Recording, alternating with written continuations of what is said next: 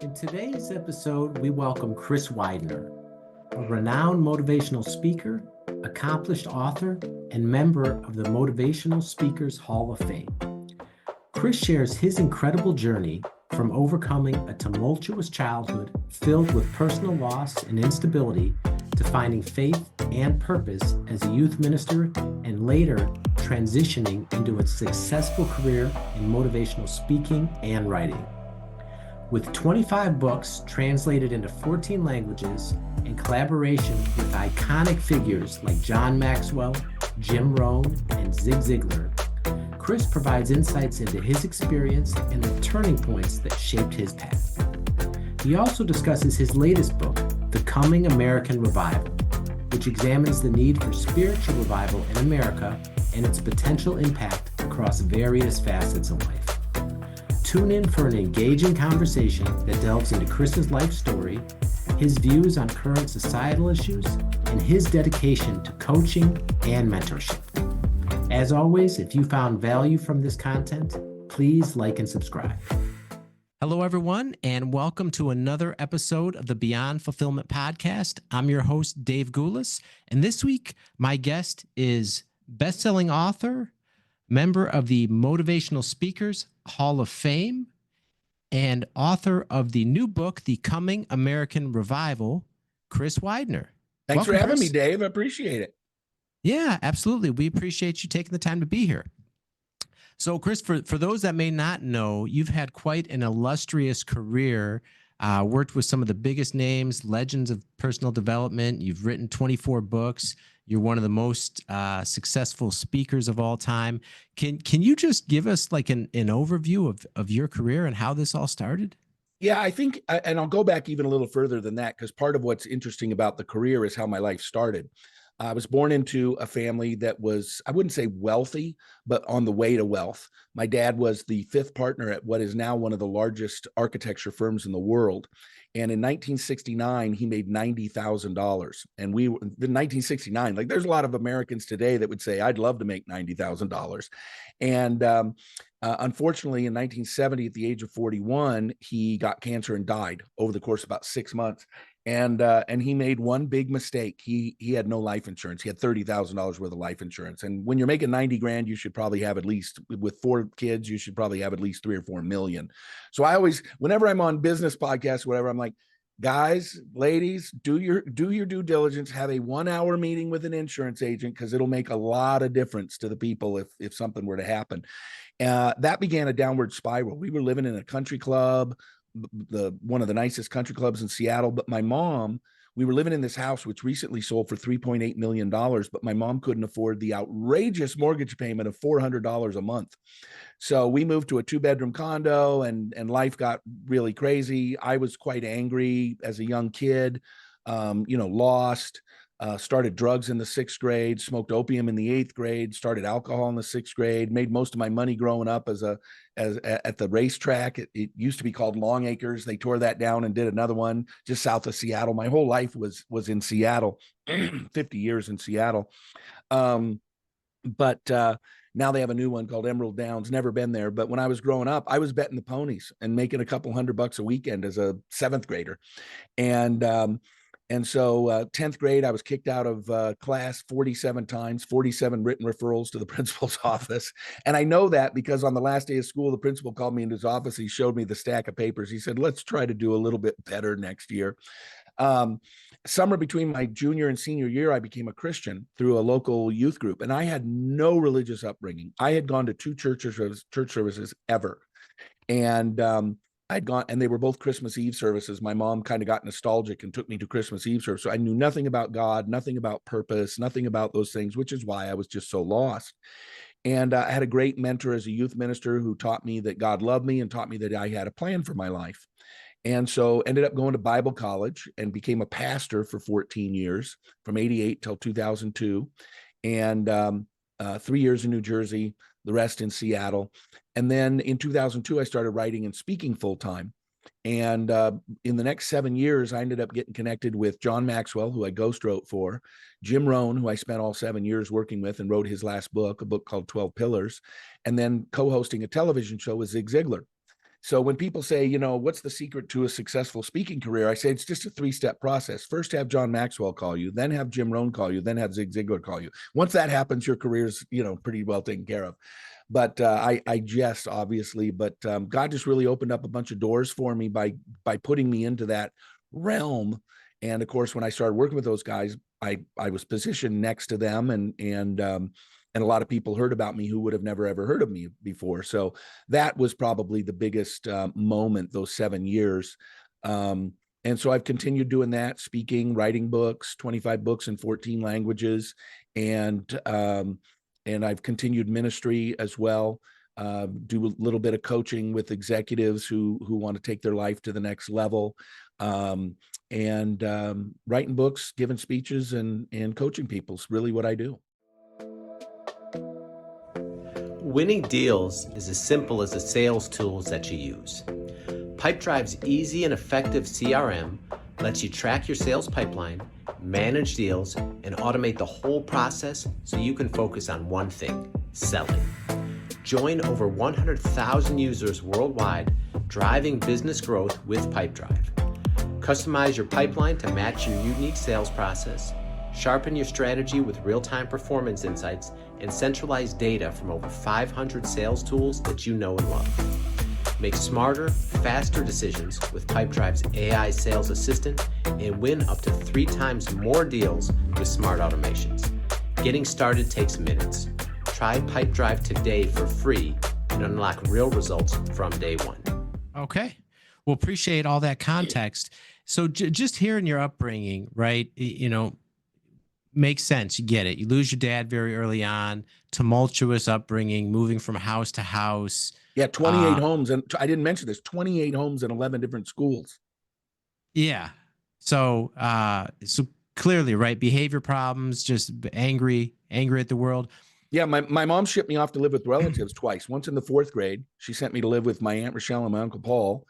And then the second time was in the 9th grade. She shipped me off to live with my older sister, who was like 12 years older than me. So, it was pretty bad upbringing. My mom had borderline personality disorder. I've been beaten with anything long and flexible.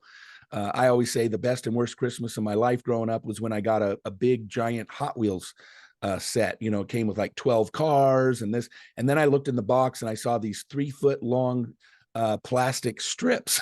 I thought, oh boy, how long until I get beat with one of these? It wasn't long, Dave. Wow. I mean, Okay. electrical cords and spatulas and switches, anything long and flexible. Okay. So tumultuous upbringing. And then you say between junior and senior year, you become a Christian. Yeah. And then you end up going to Bible college. Yeah. And thereafter you become a pastor. But just like, and then, like you said, you hook up with John Maxwell and career really takes off. But how do you go from that type of upbringing and just that type of anger to be, just be this prolific speaker and to be on stages with these legends and giving this message about being successful? Like, how did that transformation take place? Well, I think first and foremost, God transforms us. That's the really great thing. There's a passage of the Bible that says that the old is gone and the new has come. And so I certainly wasn't perfect. In fact, I got into a little bit of trouble in Bible college. I was always the mouthy one. And, my teachers didn't all like me because I was always challenging them. And I mean, I never got into real trouble or whatever, but, my mouth still got me into trouble. But I was always kind of involved in the talking industry. So like, do you remember in high school, the home bell buzzer rings, the homeroom buzzer rings, and everybody sits down, and then the guy comes on over the loudspeaker, let's all rise and say the Pledge of Allegiance, and then they all sit down. It's like, lunch today is fish sticks and tater tots, and the JV football team, your bus will be ready at 4:00 outside the gym. I did that in high school. And I've gone on to do not only speaking, but in college, I was the in-house college. I did 3 years at Bible college. I did 1 year at a small college in Minnesota to get my non-biblical study stuff, math, science kind of stuff. Well, they had it. It was probably 7,000 people at that college. Well, I was the in-house college basketball announcer, the guy that sat courtside and announced who was shooting the free throws and who the starting lineups were. And I've done drive time radio in Seattle and, TV show with Zig. So I remember when I started getting a lot of money for my speeches, And my mom found out how much people will pay you to give a speech. And she said, I can't believe people pay you to do the very thing that I kept telling you to stop doing your whole life. So I think it was on one hand, it was just God's transformation. I really, and I realized I had a purpose for my life. I finally had something to live for. But I also think the other thing, and this is why I love the business coaching and the spiritual coaching that I do, is I had a lot of great mentors. My first job was as a youth minister in northern New Jersey in a very wealthy town. In fact, I think according to the 1990 census, the average household income in that town was $200,000 a year, like $208,000 a year. And our church was loaded with these titans of industry who worked out of New York or Newark. And so one of my first mentors, his children went to my youth group, and he took me under his wing. At the time, he was the senior vice president of Mars Candies. And so they're based in McLean, but they also have big operation out of Hackettstown, New Jersey. And so he took me under his wing. When I left to Seattle to start churches, he helped fund the ministry. He left there and he became the president of Calcan, which is a wholly owned subsidiary of Mars. And then his next stop was the CEO of Mars Candies back down in McLean. But, to have those kinds of people in your life, it was really transformational to have older men who've gone through that. They've been there, done that. They've raised their kids. They've seen it all. They've done it all. They've had successful businesses. And, I'm 58 now, I'll be 59 next month. And about a year ago, I was shaving one day and I was looking at myself in the mirror and I just had this thought, you're the old guy now. You're the mentor age now. And it really just made me design and craft and launch a ministry-based coaching program for people who want to take their life to the next level. And they just want somebody that they can talk to about their marriage, about their children, about life, about money, about faith, about all those kinds of things. So that's one of my big portions of my ministry now. Okay. So in your ministry, you're in Tennessee right now, right? Chattanooga, Tennessee. Okay. And so you have a church? Is that currently? No, I have a 501c3 that houses my speaking and my coaching stuff. Okay. Yeah. So your ministry through that way. Okay. Yeah. All right. So to go and I'll tell you, I don't know that I'd want to be a pastor. Folks, those of you who go to church, just understand being a pastor is one of the hardest jobs in America. You're underpaid. You're in a spotlight. You got people griping about the color of the carpet in the sanctuary. I mean, I'm telling you, it's not worth the money they get paid. Plus the spiritual attack and just, all that kind of stuff and the pressures. It's a tough job. People say, do you ever think about being a pastor? And I'm like, God would have to drop a manila folder in my lap with directions signed by him to go be a pastor. It's a tough, challenging job. Okay. So your ministry today then, I guess, involves speaking and your life coaching and then this new coaching program that you're starting. Yeah, that's the primary. Okay. So now when going back to the story, so when you get on these stages and you're writing books with Jim Rohn and you're hosting the show with Zig, I mean, that opened up a whole new level of career success and opportunity. And, coming from just being a pastor prior to that, like what was that transition like to where you go from being relatively unknown in ghostwriting to being in the spotlight with all those personal development titans? What was that like for you? It was fun. It was a lot of fun. And, as long as you keep your nose clean, it's a lot of fun. We all see these gurus who are big and famous, and then you find out, they got 6 mistresses and 12 kids and they're stealing money and all this kind of stuff, and they go down the tank. And so as long as you keep your nose clean and you deliver good value and those kinds of things. But no, it took me all over the world. I mean, I've given 2,500 speeches to crowds as large as 25,000 people all over the world. It's allowed me to travel, Russia, China, Singapore, Spain, Italy, Australia, Germany, Egypt twice. I've given 2 speeches in Cairo, which was pretty fun, interesting to see new cultures and to talk to new people and eat new kinds of foods and see different parts of the world and, all those kinds of things. So I just enjoyed it. I enjoyed it. Okay. And so you go through that process. You've written all these books, and then what happens next thereafter? You mean going back a few years or from here? Yeah. Going back a few years, because eventually you got into politics. Is that I right? did. My best friend ran for the governor of the state of Washington in 2004. And he came to me. He was relatively unknown, but when you're a Republican in Washington, there's not a deep bench. He was chairman of the Ways and Means Committee, and he and the Democrat governor produced the first balanced budget in like 40 years. So in terms of Republican candidates, he was kind of the guy. And so he said, look, you're the professional speaker. Would you be my speech coach and help me write my speeches? And so I got involved in politics that way.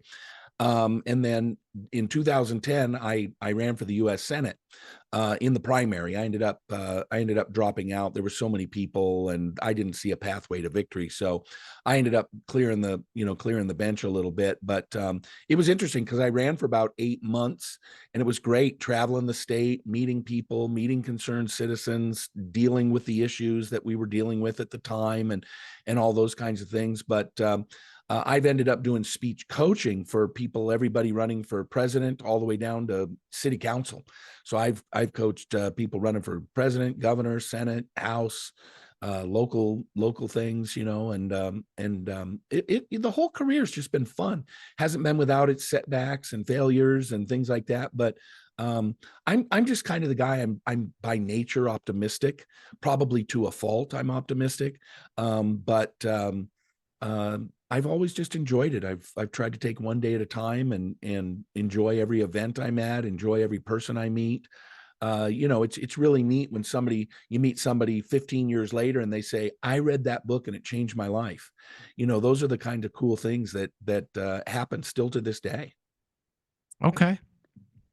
And coming back to now, so you've got this new book.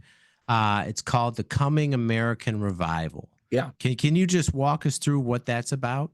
Sure. Yeah. I was writing my 25th book, and it was going to be called The Capitalist. I'm 40% of the way through. And the books that I write are typically short fiction books.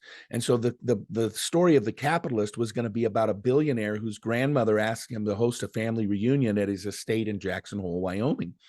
Well, his sister brings her very, very, very, very liberal daughter to the weekend. And she's in college at, an Ivy League school, and she hates capitalism. And so she dreads even having to spend this time with her uncle. But the whole book is the conversations between him and her, and how he explains to her sort of some misguided ideas about capitalism. And but about 40% of the way through the book, I felt like I was supposed to write a book on revival. And so I dusted off my old pastor's hat and I did a bunch of research. I studied the 5 great revivals of American history. And I wrote a book about why we need revival in America, spiritual revival in America, and what it would look like. What would revival look like in education? What would it look like in marriage? What would it look like in politics? What would it look like in the media if we really truly had a spiritual revival? And the premise of the book really is this. Most people say, oh, well, most people who voted for Trump, not the others, but they say, whoo, boy, Trump won. Okay, our country's going to be great. And I'm glad that Trump won. I'm a Trump supporter. I used to put on Trump seminars for a few years. But here's what I tell people. Trump isn't going to save America, because our problem in America is not a political problem. Our problem in America is a spiritual problem. And we might be able to do all sorts of good things with a different president and different agendas. But the reality is that God is more concerned with our spiritual life than our political life. And even though I think politics is important, it's not the thing that's going to save America. So I really believe that, America was built by Christian people. And let me say this, I do not believe in the idea of a Christian nation, because I don't believe nations can be Christians. People are Christians or not. And people of faith. I mean, our country has a 250-year history of operating out of what most people call Judeo-Christian values. So even take somebody like Thomas Jefferson. Thomas Jefferson was a deist, but he operated from a Judeo-Christian worldview. He believed that there was a maker and that the maker was involved in history, and in the lives of the people of the earth. You have some people that they believe in what they call a clockmaker God, which means he sort of made the clock and then he pushed the pendulum and now it runs on its own. He kind of backs off. Well, most of the people who were involved in the foundation of America through, basically 1970, when we had the God is Dead movement, the free sex, free drugs, all that kind of stuff, the country operated under Judeo-Christian values. And so what I believe, and people will say to me all the time, can we ever overcome how polarized we are?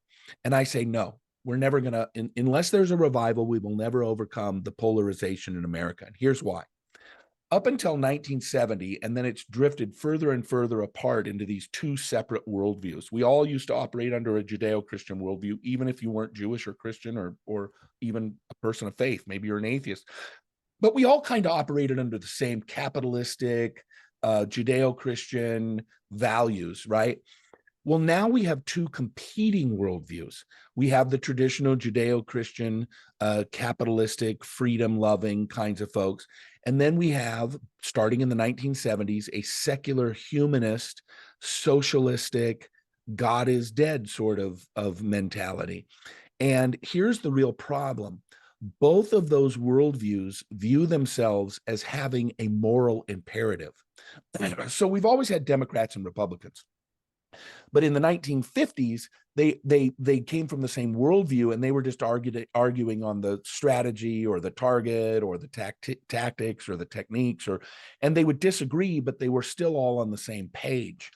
Now, you don't just disagree. When you view yourself as having a moral imperative, you now see the other side as being evil, and you're the good guys. And so when somebody sees the opposition as evil, it's hard for them to make concessions or to compromise, because I can't compromise my own morals and values. And this is why I think we see such a hatred from both the right and the left toward the other side, because it's not just, well, you disagree on this with me, but we'll remain friends. Now it's, you're evil, and how dare you do that, and how dare you think that. And that's why I think we are almost permanently in a standoff between these two worldviews. Wow. That's fascinating. And hearing you explain that, it makes a lot of sense given how polarized and just the level of vitriol that you see It's horrible. Politically, right? And again, right, like a lot of, I mean, when you're saying, like, I wasn't around in the 50s, but when you're saying that people could just agree to disagree and it was, they had the same worldview, it's certainly not like that, today with. Yeah, I think there's two instances in our lifetimes that I think are really fascinating to look at politically. One was when Ronald Reagan was president and Tip O'Neill, probably the strongest Speaker of the House we've ever had, complete polar opposites in terms of their politics. But America was great during the 80s because you had a Democrat and a Republican who worked together to make America better. And then I would say shortly thereafter, you had Clinton and Newt Gingrich. Again, very different political ideas, but you had a strong Speaker of the House and a strong presidential leader, and they had to work together. And so right now, I mean, we saw it recently with Trump's speech to Congress, where the Democrats are so dug in against Trump that there were a couple instances during that speech where I would think everybody in the audience should be standing. And like when they named the national park after that little girl who was murdered, who's against that, right? But because Trump did it, it's horrible and we're not going to clap. And then the second one was when that young African-American boy who had brain cancer, he beat brain cancer, he was given 5 months to live, he's now been past it 6 years. Like, I'm thinking, okay, Democrats will stand and cheer for the little kid who beat cancer, right? But it didn't happen. And I'm not suggesting that this is Democrats are bad, Republicans are good. I mean, I have my political positions, because it probably would have happened if it was the opposite as well. But you kind of just say to yourself, who can't clap for a little kid who beat cancer?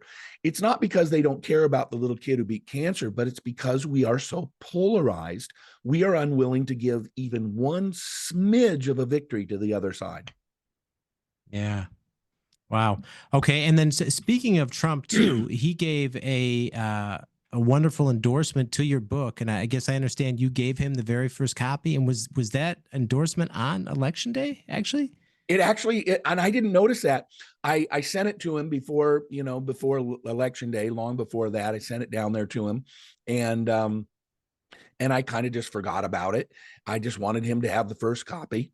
And about probably the middle of November, I got a letter in the mail. And it was a letter that obviously he wasn't writing and sending the letter on election day. What happens with presidents and people like that is they're told, okay, here's this, and they go, okay, write him this letter and tell him this is the other thing. Somebody else types it, they bring it back and they sign it. Well, the cool thing is that he actually underlined a couple of the spots on as well before he signed it. But he said, this is a critical message for the times we live in. People ask me, is Trump a Christian? And I know a lot of people say, absolutely not. He's a horrible human being. And whatever you want to say about that, that's fine. And I don't know what his relationship with God is, but I will tell you this, that he's a friend of Christians. He believes that we should be free to worship. And that's freedom of worship, whether you're Christian, Muslim, Jew, Rastafarian, whatever you are. That's what America was built on, was the freedom to not worship.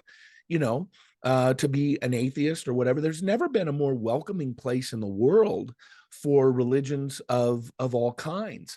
I mean, there are certain countries. I follow a ministry called the Voice of the Martyrs, and every month I get a newsletter a little magazine.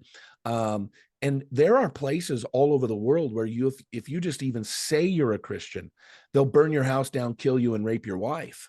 And it's story after story after story. The political or the religious persecution around the world really makes you realize how amazing America is as a melting pot of people who want to be free.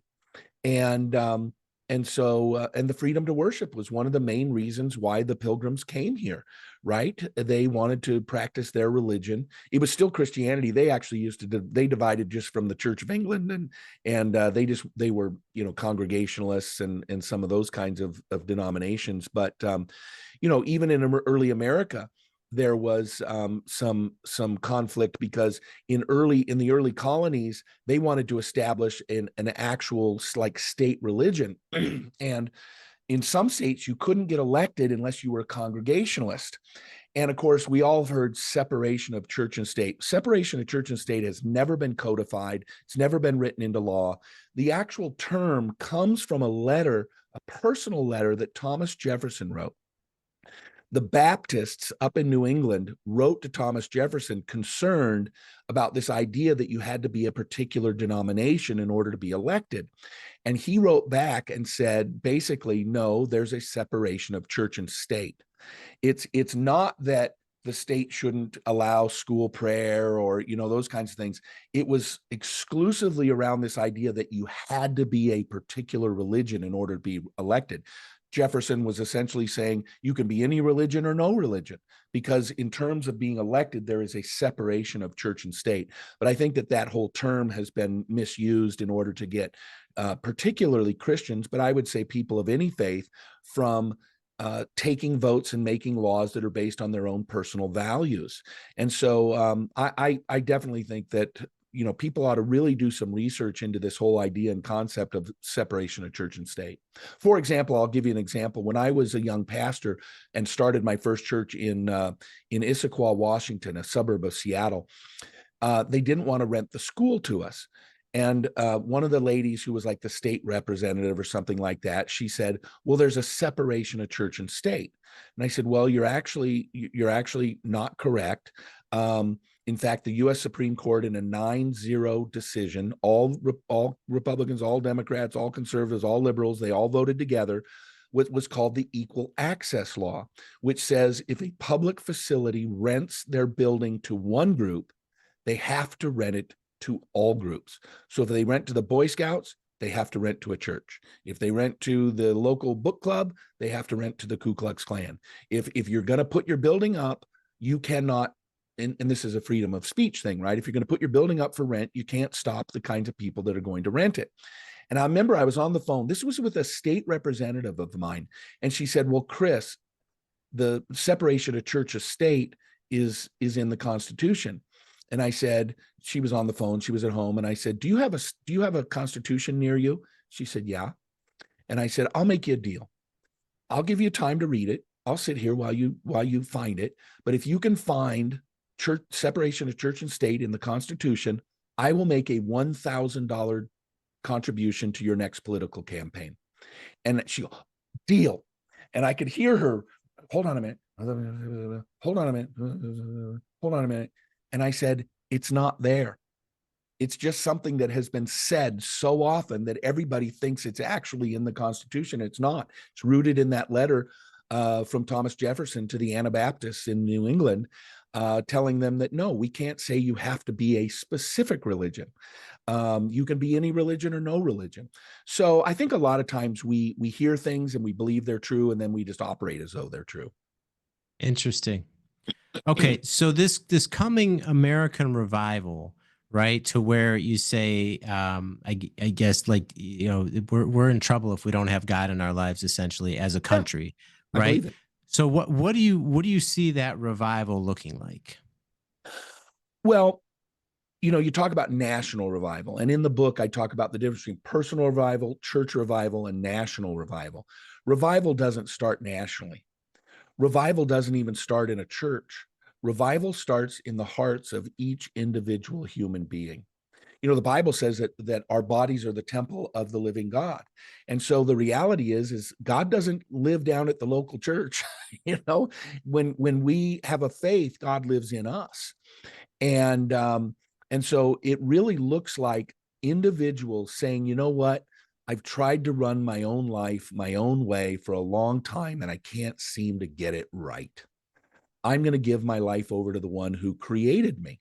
I'm going to start living by the handbook, right? If you buy a car, what's the first thing you do? You look in the glove box and there it is. It tells you how the car runs.